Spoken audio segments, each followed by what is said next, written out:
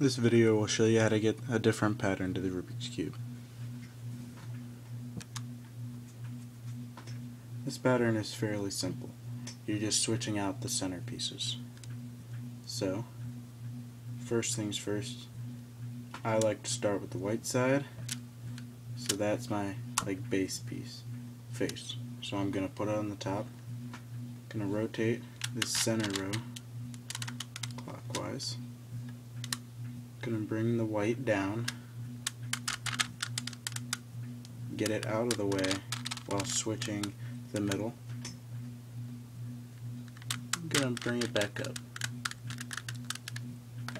And that's how you get different centers. You can do it with any color, so you can switch out any color to make it look cool. But then again, you also have to get it all the way back.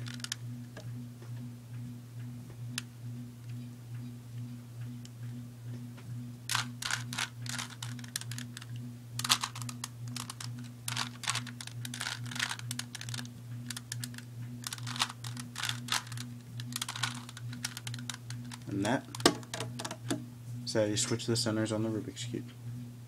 Thanks for watching. See you in the next episode.